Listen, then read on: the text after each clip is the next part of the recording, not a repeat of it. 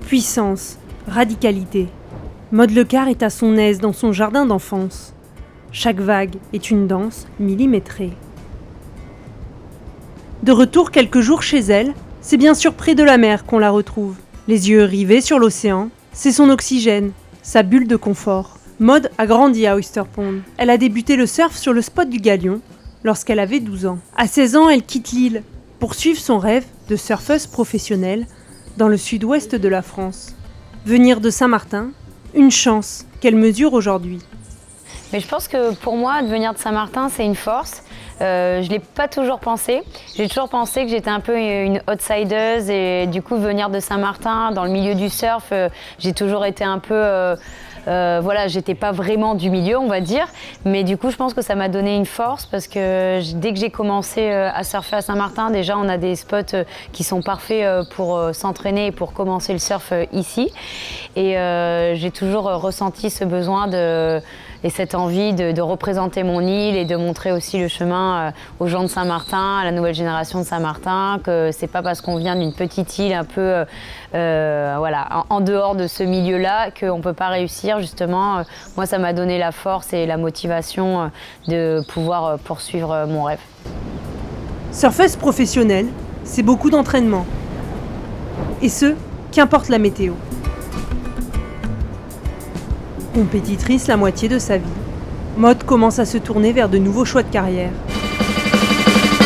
Le surf de grosses vagues, et notamment la vague de Nazaré, en ligne de mire. Sortir de ma zone de confort, surfer des vagues plus grosses. Et c'est vrai que là, ça fait 4-5 ans que je me suis mis à surfer des vagues un peu plus intenses, on va dire. Et j'ai adoré. Dès ma première session, c'est vraiment que j'ai adoré. Je me suis beaucoup blessée aussi avec ça. J'ai manqué les JO à Tokyo à cause d'une blessure dans du surf de gros, donc à cause du free surf. Et je pense que de faire les deux, j'ai voulu faire les deux. Et ben là, au bout d'un moment, il faut que je choisisse entre la compétition et le free surf.